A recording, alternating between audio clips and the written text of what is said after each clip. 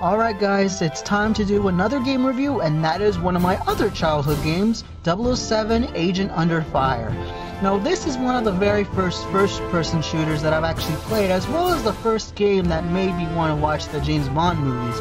I know that there's like a plenty of games that are better than this, like GoldenEye and a few others, but I feel like this is the one that I always think of whenever I think of playing a game based off of a British spy series of movies. But yeah. The game is pretty simple. It's basically a first-person shooter with you know, weapons and gadgets and everything. Yeah, just a simple little spy game. You know, I thought it was really fun to look at, and the reason why I have both versions is because the controls are really different. Some of them are pretty good, and some of them are confusing, especially in the GameCube version.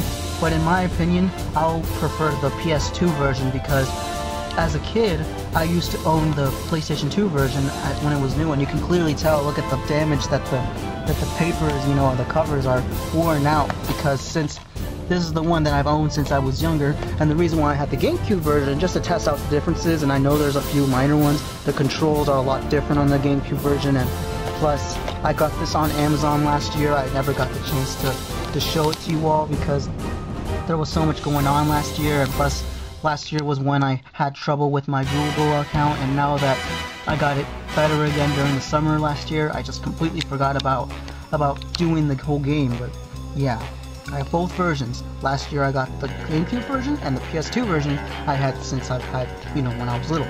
So basically you can do a lot of stuff, like for example, you can even ride some cars, you can kill bad guys, and there's even a 4-player mode where you can just kill each other, you know, like any typical Bond game where you can play more than one player. It's really fun and addictive. I remember back when I was little, I always kept losing because a lot of other people were better at me in this game whenever it comes to you know, more than, you know, one player basically. It was also distributed by MGM, surprisingly, but too bad the MGM logo isn't in the GameCube version. Instead, you get the old, I don't know if you see it, the old Electronic Arts logo. Yeah, you can barely see it because I'm using the old camera again.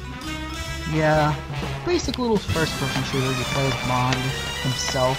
Although he's not played by one of the actual actors, they choose some other actor that never played Bond in the actual movie. They hired some other British actor that just resembles a typical James Bond character instead of having Pierce Brosnan or any other actor that was Bond at the time. Not even Daniel Craig, because Daniel Craig wasn't even around yet until, like, I don't know, like 3 or 4 years later when Casino Royale was out.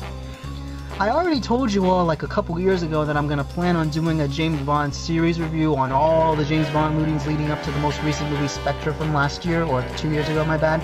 But there's so much to go through. I mean, that's going to be a lot of reviews for every single Bond movie, but I'll do that sometime soon, so I hope you all enjoy that. But anyway, back to the game. It's really simple and fun. The first level is really simple. I mean, you're in Hong Kong. You can travel around the world in this game, by the way. Second level, you're still Hong Kong, except this time you're in a car. Third level, you're in some kind of BMW, and I think you have to stop this one, you know, van, you know, just to get some files, whatever. And the fourth level is the best one of them all, as well as the easiest. You're in Romania, killing a bunch of guards with a dart gun, and they talk very funny too, by the way. It's so fun and easy, and after that it gets difficult after a while. Yeah, after the fourth level it gets harder and harder. But otherwise really fun. That's all I gotta say about this game. Just fun, addictive, and nostalgic in my opinion. I hope you all comment, subscribe, and stay tuned for more new videos. And yes, I will do more game reviews, and eventually I'll do more slideshows and some movie reviews. So I hope you all have a great day, and happy 21st anniversary to Blue's Clues. Now Blue is able to drink. Anyway, peace out, rock on, have a nice day, and comment, subscribe soon and now.